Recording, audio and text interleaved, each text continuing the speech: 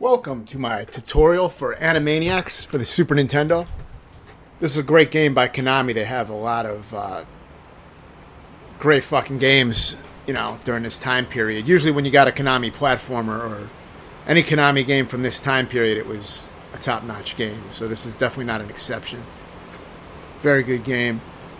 It took me around 4 hours and 29 minutes to beat. So yeah, it's not an easy game, even though it has unlimited continues and passwords.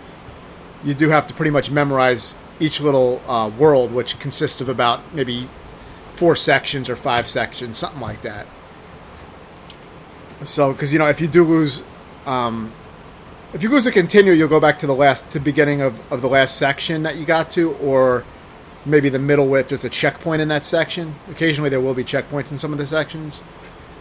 But if you lose all your continues, then you will have to start the world over. Basically, what I'm calling a world is the buildings that you go to.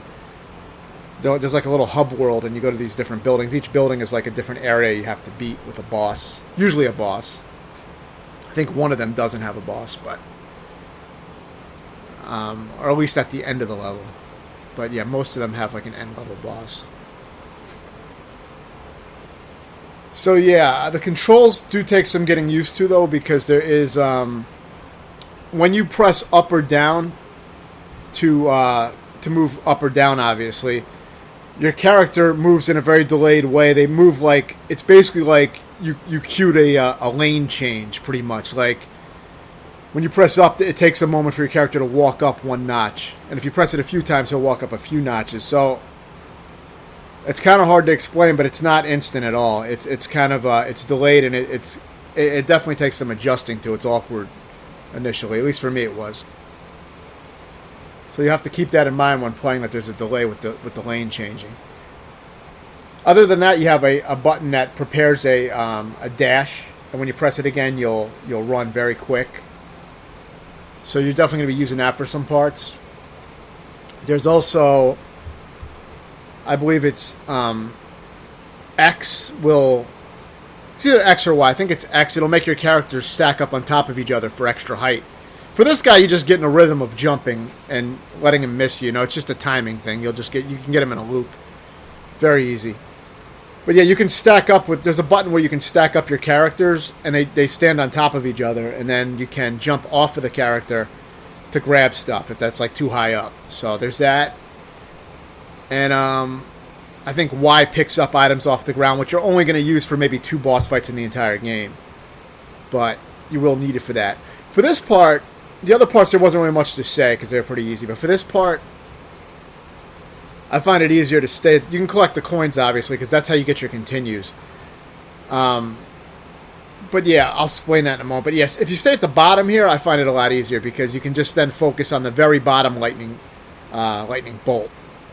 So you could just ignore the other ones and just focus on the one on the bottom. And it's always the same pattern. This whole game is memorized. You can memorize this entire game. All the movement in the entire game can be memorized. So it's always going to be the same rhythm, the same movement through the levels. Given you're moving in the same way you did previously, obviously. If you move the same, you'll get the same results, basically.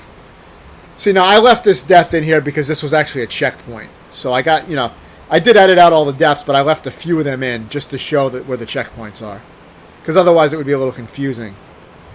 And sometimes it's hard to edit because it's hard to know exactly where the checkpoint was. It's a pain in the ass to try to find some of them. Because areas like this look the same, but I mean, I could have found it. I just figured I'd show how the game works. So yeah. Basically, you definitely want to avoid those spiders. Pretty much anything is an instant death. So... you can't take more than one hit. You get hit once, you die. So that's why the game can be tricky. There's a lot of trial and error type of parts, where you're just going to want to... What I did to beat the game, for me the easiest way to do it was or the most efficient was to save and load state on each section and practice each section until I was able to beat it. And with some sections, I might go through them several times just to make sure, but... The basic idea was to at least practice through each section at least once, completing it legitimately one time on each section, and then I would attempt the world from the beginning and just try to beat it since I had all the practice. For this part, you're gonna want to run a lot and jump when you need to. Don't worry about collecting coins in areas like this because you'll probably just end up getting killed if you try to focus on the coins. I mean, you can if you want, but I mean, there's plenty of coins that you can get anyway. There's no sense in focusing on them in a part like that. I mean, if you're afraid that you're going to be losing lives and continues, then just practice the later parts more and get better at them is what I would suggest. I wouldn't rely on trying to pick up a ton of coins in a lot of the levels. This is pretty self-explanatory. Wait for the flames to go down and then jump across. Just be aware that the conveyor belts will affect your movement. For this part, you can just kind of, jump and move up and down to dodge these. They're pretty easy. I think the pattern is different every time you play this part. From what I remember anyway. I played this game over a course of like weeks and weeks, so, I kind of left it sitting in a folder for a while and then resumed recently. So yeah, for this guy, you can try to be greedy like me and hit the lever multiple times before he touches you, or you can just take a slower approach, depending on what you're comfortable with. The thing is, whenever he gets close to you, you want to get the fuck out of there and let him walk, close to you at the end of the screen. So you have some time. When you come back, you'll have some time to hit the levers again. If you do it too soon, he'll be right on your ass. You really won't have time, and you'll get grabbed. If you get grabbed, you lose. And also be aware that once you do hit, you have to hit each lever 5 times to beat him. Once you do that, this is what happens. He gets crushed. But be aware that the hardest part of the fight is that you can get crushed very easily if you're standing in a bad area when he gets crushed. So don't be near him after you hit those 5 levers, 5 times. Oh, it's 3 levers 5 times. Don't be near him. For this, the only way this guy hurts you, I believe, is if he actually grabs you. So you can jump on his head. You may even be able to bump into him, and it may not kill you. But you do not want to get grabbed. So just whenever he's on a different plane than you, use the lane selection, as I said, up and down to switch different lanes, basically. And just be in a different lane than he is. You don't want to be in the same lane as him because he's very fast and will grab you immediately. So be aware of that. Now in this part, the gear on the left will crush you. So even though it looks like it's in the background, it's not. Now this is where you can probably see, without even playing this, that this is going to be a game of memorization. Because, of course, I died on this a lot when I first played it because I didn't know where the gears were going to hit down at. I didn't always realize that the gear in the background would crush me. Trial and error type of shit. It's a very trial and error game. It's really not. I mean, you get some reflex in there, but most of the game I felt like was memorization. So, but it's a satisfying game to memorize. It's not like a cheap game, really. It does have a few cheap surprises, but it's kind of a trial and error game anyway. So, if you're playing with save and load states, it's not that big of a deal because you'll just save and load, practice until you know what to do. And then, like I said, start the world over and just play through it legit. That's what I did. So yeah, this completes the, I think this is the first main world. Yeah, I believe so. Maybe not. I did, because there was one I think that I showed before that. Maybe it was the intro level, but I think the first one is really short. I was talking over it trying to explain everything, so I wasn't really paying attention. Now, for this part, you have to tap the button rapidly to move the raft. And with these barrels, I believe it's the opposite direction. You have to walk in the opposite direction that you want the barrel to go, if I remember correctly. And then, of course, jump off. Now, for the raft, you have to mash one of the buttons. I don't remember which button, but you'll figure that out when you practice with the save and load state. You're not going to beat this game without save, load, state, practice, or without dying a shitload and doing the whole roll over again and again. This is going to be a trial and error game. This is not a game you can just beat on reflexes. I mean, you'd have to be incredibly lucky, I think, to do that. I don't know if that's even possible. But, yeah, so you're going to mash the buttons, and you'll move the raft by mashing the buttons. Now, what I did was I just assigned the raft button to rapid fire on my ASCII pad. Or maybe I was using the M30 8-bit Do controller there, the Sega Genesis 6-button style controller. But, yeah, I set one of them to rapid fire, and it makes the raft move very fast. You just hold it down, basically. So if you have a rapid fire controller, use that. It's better than mashing the button. It's probably faster. It's a lot more convenient, too, so. This is where you're going to start to learn about the importance of being on the right plane, up or down plane. There's usually like 2 or 3 different planes that you have to align with. You're going to figure out which ones are which, because if you're not aligned properly, you're just going to jump in the water. So just be aware of that. That's going to be trial and error as well. This is all trial and error. So yeah, just bounce to the end of this stage. And yeah, for this part... Yeah, for this part you got to fight these octopuses. A lot of times the cannon is already in the middle, so you don't have to push it too much. I think for all these octopuses, you can just pretty much leave the cannon unless it gets really off to the side. And all you got to do is jump on the cannon, it'll fire out the cannonballs. You do that a few times, you'll take down the middle bosses. You got to fight these guys a few times. You can also jump on the cannon when a tentacle is on the cannon, but that requires more precision. You know, you don't want to hit the tentacle, obviously, so you got to jump just on the edge of the cannon to fire the cannonball in that instance. But you can do it. I do that a lot, but it's a riskier maneuver. You don't have to do that. If you want to play it safer, just wait till you have a clear space to jump on until the tentacle's gone, you know. Now, these swinging guys don't actually hurt you.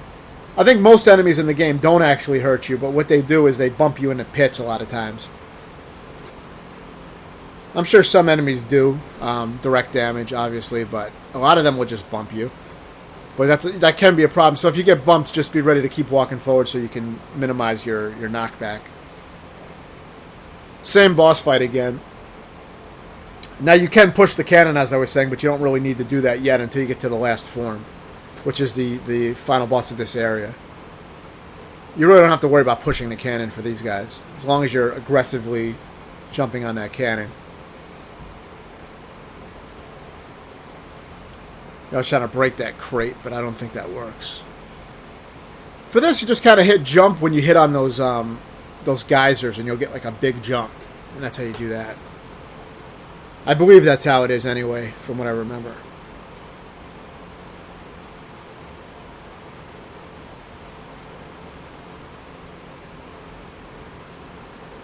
So yeah, watch out for these assholes. They can be very annoying because they will instantly kill you.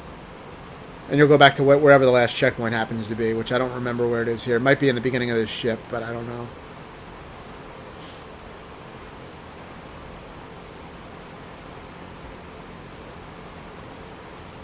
Just make sure you don't get hit by the swinging guys when you're about to jump over a pit. That's the worst time. That's when it kills you. Other than that, it doesn't really matter if you get hit by them. But see, you wouldn't want to get hit by them at that part. That'll knock you in the pit, so watch out for those. And, you know, if you're not aware when they're going to come out, you will learn by just practicing, obviously. Like I said, the game is very, very much trial and error.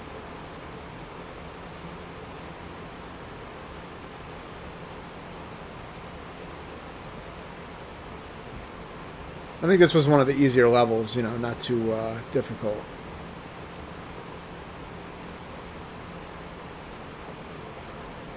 The previous level also wasn't too hard. But there are some tough levels. The first part of this level is kind of tricky with the refs. I think that took me a decent amount of practice. Now this is the boss, I believe. The main boss. So for this, immediately push the cannon into the middle of the screen. Because what you want to hit is you want to hit that Captain Hook guy on the octopus. You want the cannonball to hit into him. So if it hits the octopus, it won't do anything. So you want to hit that guy directly. So usually when he's starting to come back down is when he'll get hit by the cannonball. But I don't really worry about that. I just try to jump on the cannon as many times as I can and try to keep it in the middle. And he dies pretty fast if you do that. Now I did get the bad ending because I didn't collect enough of these little scripts that you saw me picking up just there at the end of the level. There's a bunch of them that you're supposed to find, but I didn't bother doing any of that shit. Because I don't like collecting things, so I usually don't do it unless I have to. So I'm not going to be covering that. You'll probably see me pick up a few of them in this run, but that's just because they just happen to show up. But I never went out of my way to get them. This part initially gave me a lot of trouble. This is definitely trial and error. But once I realized that all you have to do is watch where the rabbit goes, I beat it a lot faster. So, yeah, that one tip is huge because you want to match the lane that the rabbit is in, basically. Now, once you know the level a little bit, you don't always have to follow him exactly because sometimes that may fuck you up in some areas. But, I mean, you know, but the general idea is going to be to stay in the lane that he's in. So just keep an eye on him and try to match his lane. And of course, jump as needed. You do have to jump with those low stumps. Now this part, I like to stand right at the edge where the arrow is, and the dog snake will pick me up. And then what you want to do is jump from tail to head to tail, tail to head, to stay above ground, as you see me doing. Yeah, that's basically all you got to do. You don't want to stay in the middle, obviously. And of course, you got to watch out for these birds, which is going to be trial and error, knowing that they're going to show up, because they'll knock you in the pits. They may even, if they bump into you, they may kill you, but I think they just bump you. I'm not 100% sure. But either way, you don't want to bump into them, because you can easily fall in the pits. Now, I didn't mention much about coins, but you do want to pick up coins, because that'll increase your continues for that world, at least. They do carry over to the next world, but once you lose all your continues, your password will just give you 0 continues and 0 continues and maybe 3 lives. Your lives are actually determined by how many Animaniacs you see on the screen, which is very distracting, actually, because sometimes you have 3 of them and it's hard to keep track of which character you're playing as. It's a feature in the game that I definitely don't like. But yeah, those are pretty much your lives, and then when all the Animaniacs are depleted, then you go down to continues.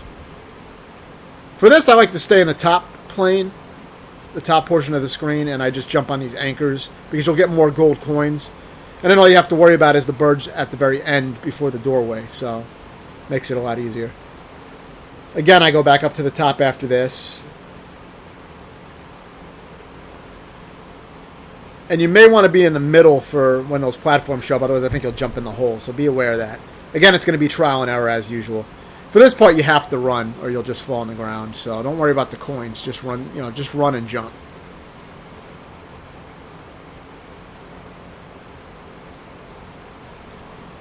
And now this part's not hard. I mean, this level, it's a little tricky with the disappearing platforms. You got to get used to those. And there's a few guys that chase you that are a little bit annoying, but that's about it. Get rid of these guys first. Kill them with your dash.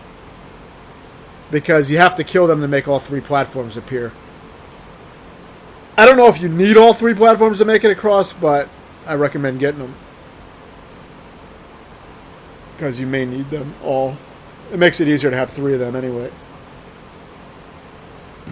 Now for these platforms, what you're going to do is the arrow determines where the platform's going to go next. So if it's pointing down, that means get ready to switch planes midair. So basically you got to jump and then press down once and you'll be on the next plane down. If it's, you only got to tap the direction once while you're in the middle air to switch planes. So now if the block has a right arrow on it, for example, then you're going to just tap right while you're in the air. That's all. You have to time your landing with the rhythm of when the platform reappears. So yeah, it takes, you got to be used to that kind of thing, or you just got to practice. Now killing all 3 of these guys will make a door appear, and maybe getting the coins too, but it'll make a door appear that has a lot of coins, but you don't see it here. See, I'm standing trying to get that door? Well, that's because I already got it. I died on this level already, and it didn't come back. So on your first time, you'll be able to get that door, so just keep that in mind. It's good to get because you can get some continues out of it. So if you want, you can jump to these platforms, but this is optional. But you'll get a lot of coins up here, so it's kind of worth it if you can make the jump. If you fall, you'll just have to do some other area down below. I don't think you'll die or anything. So it's optional.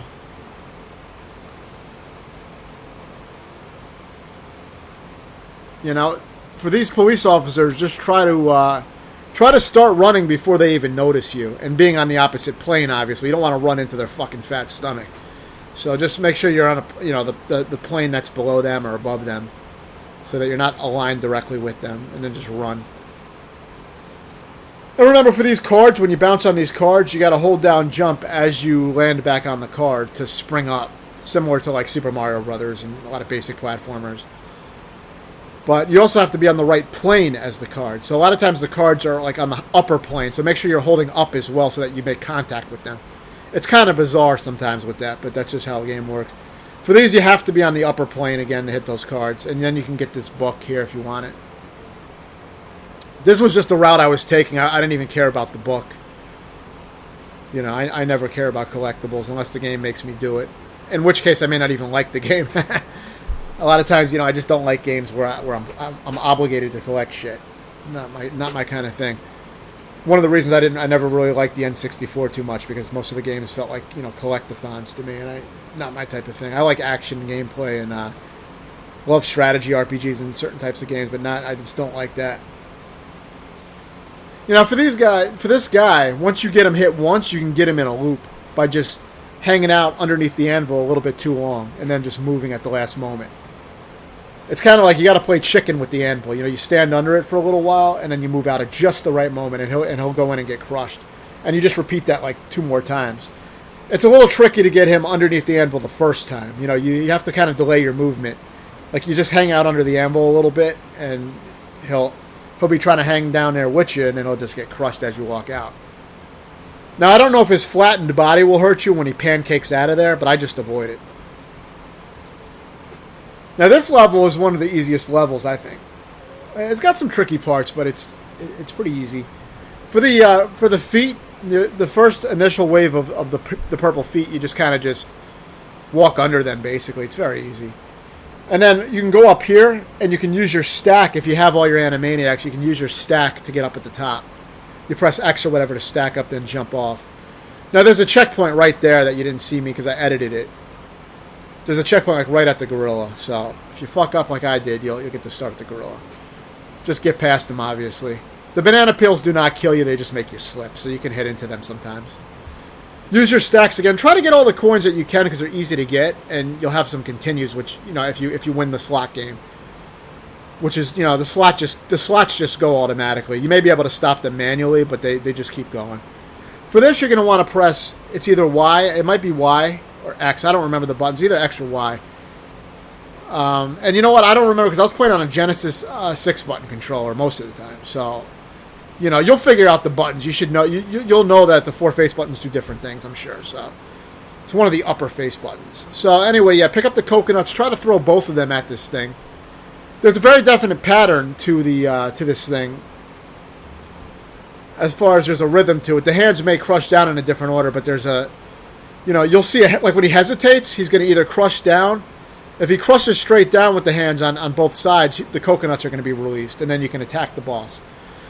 I think you only have to hit it 6 times. And if he doesn't do that, then he's going to clap, and he'll crush you if you're in the middle. So whenever you see a pause, be ready for him to either crush down at both sides or to clap in the middle. You have to be ready. You have to anticipate one or the other. So that's going to take a little practice.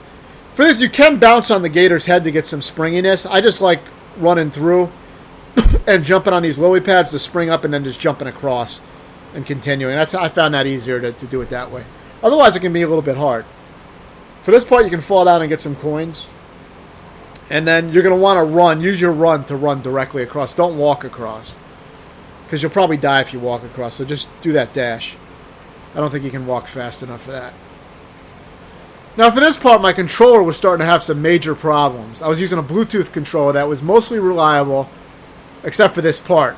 It started missing inputs. It started, I was supposed to jump to that. The jump didn't work. And then it started doing extra fucking inputs. So I was like, all right, let me just make it through this scene with these fucked up controls, and then I'm going to switch controllers. See, because it got me killed. So that's why you see me playing like shit on this section. I was using the M30 8-bit Duke controller, and most of the time it's reliable, but one big problem I found with these controllers is you may not want to use them for certain challenging games sometimes, because sometimes they'll just spaz out on you and drop inputs and other bullshit.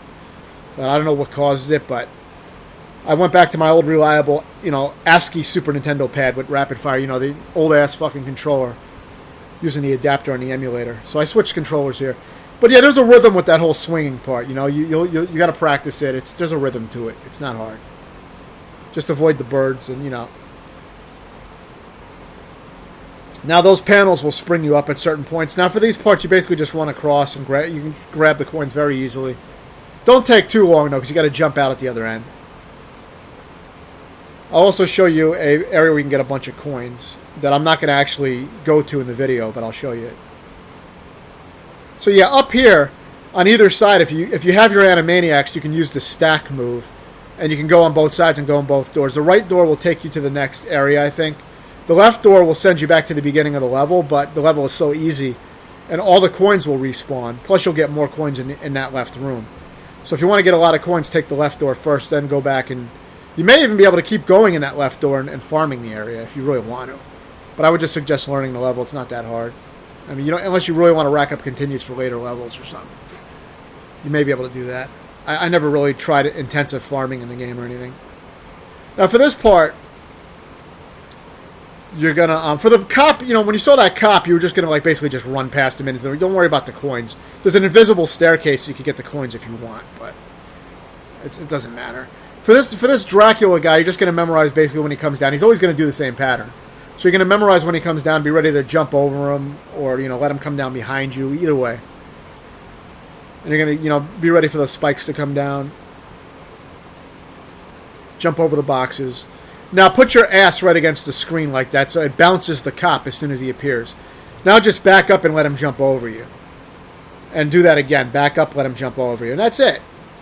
If you don't do it that way, though, it can be very difficult. I don't know. I was getting killed every time. So I found out it's better just if you hit into him with the minecart, you will not die unless he happens to be grabbing when you hit into him. Then you die. But you can nudge him. You can hit him with the minecart, and it'll just bounce him back and fuck him up. So you can use that to your advantage. But of course, you're going to want to practice all this shit. These are just tips to get you ready to practice the parts. I don't think you're going to watch this and beat it all on your first try. So yeah, for this part, very easy. Let this moon come down quite a ways, because the farther down it comes, the higher it bounces. So once it comes down about halfway, just move up, and that's it. Pretty easy level. I thought it was one of the easier levels.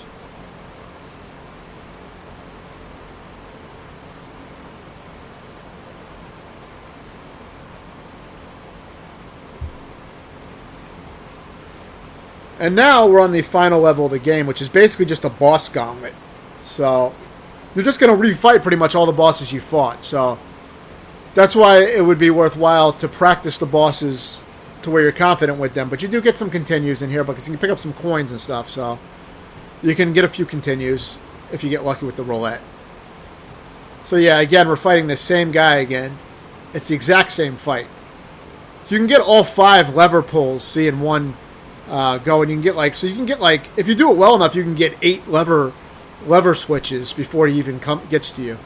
And there's a total of 15 to beat the boss, but you can get 8 of them right away if you want.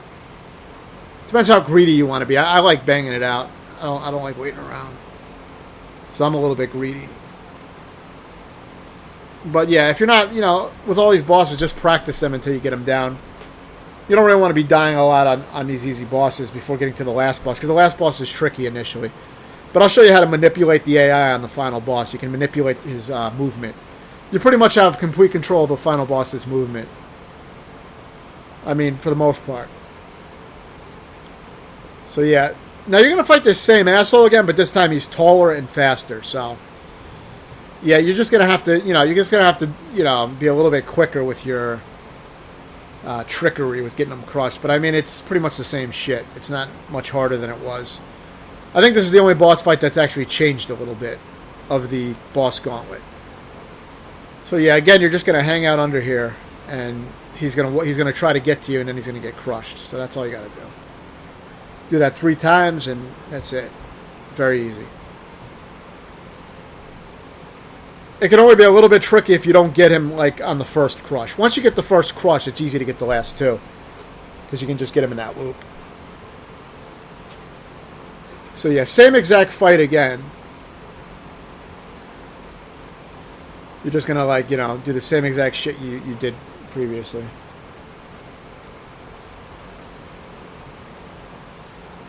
I still got to beat the other Animaniacs on Genesis. There's another one on Genesis.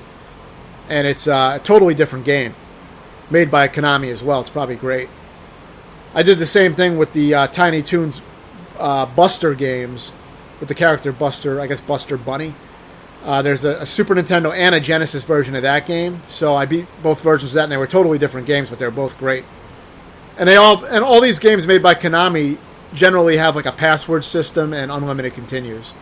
So they're games that you can work on in small chunks, and come back to later. Especially on an emulator, you can save and come back later. That's what I usually do. I don't play these old systems on the original consoles. I emulate everything from Wii and down to everything. The oldest shit and everything in between. So yeah. So those will get, I also want to check out the Konami games on NES. Now those may not have, I don't know if those all have passwords, but I think some of them have limited continue, so you have to like memorize them more, but they seem like very good games. But Konami made a lot of animated games that are really good. They made a lot of, they pretty much when you saw Konami, you knew you were getting a great game, no matter what it was, what the theme was. But yeah, this is the same boss fight again. Try to keep the cannon in the middle like usual and just jump on it a lot. When the tentacles hit the cannon, just try to jump on the edge of the cannon where the tentacle isn't. You can jump right on the wheel of the cannon, and it'll still fire out a cannonball. So, if you want to play aggressively, then just keep that in mind. I like to play aggressive always, so.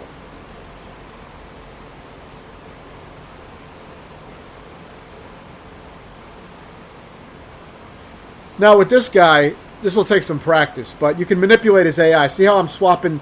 It's the only area in the game where you can roll over the screen by going out the other end of the screen. The screen loops around. So, by going left and right on the screen, every time you do that, the boss switches directions and tries to get to you.